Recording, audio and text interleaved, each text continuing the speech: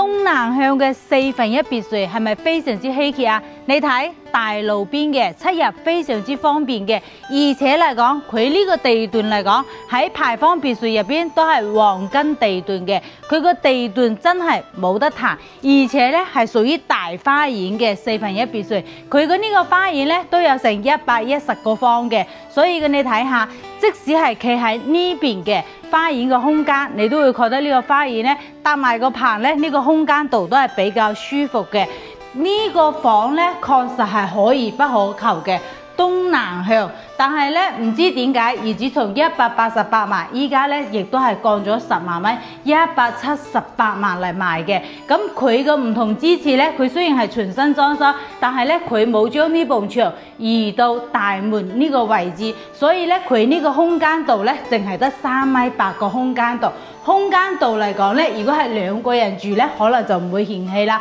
咁佢個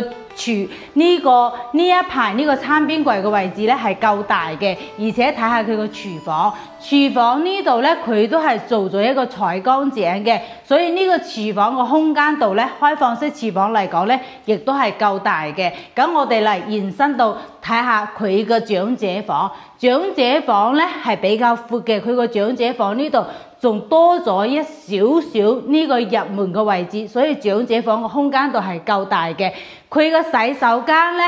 係一個洗手間，兩邊開門嘅，咁樣可以喺長者房呢度過嚟，亦都係可以用作公共洗手間，一個洗手間2個用途嘅。咁樣睇下佢呢個裝修風格係咪你中意嘅？咁而家1樓咧，我哋體驗啦，我哋而家上去睇下2樓嘅情況先。上到嚟2樓啦，睇翻佢個2樓哦，佢個燈比較暖嘅，燈屬於嚟講咧，亦都係比較殘眼嘅。咁2樓個2間房咧都係可以嘅。咁呢2間房咧，其中有一間房係比較窄嘅，另外一間房咧係細咗少少。咁呢度個2樓咧，佢淨係做咗一個洗手間個空間度嘅，亦都可以睇到洗手間咧，亦都係整咗乾濕分離嘅。另外咧呢邊個房間咧，相對於嚟講係比較大啲嘅，佢仲有一個露台仔喺度嘅，不過咧已經係封咗入房間入邊啦，俾你做更多嘅用途。咁睇完咗2樓之後，我哋睇下3樓嘅情況先啦。上到嚟3樓啦。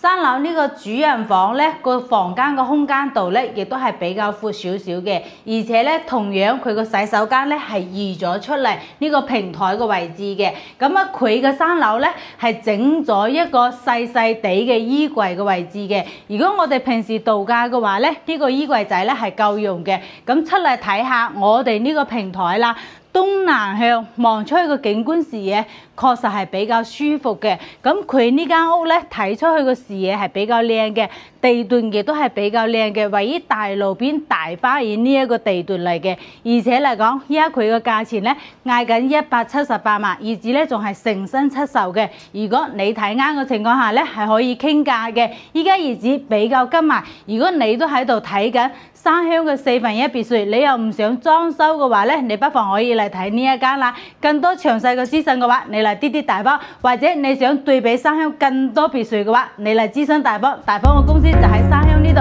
我哋個團隊專賣山鄉別墅嘅。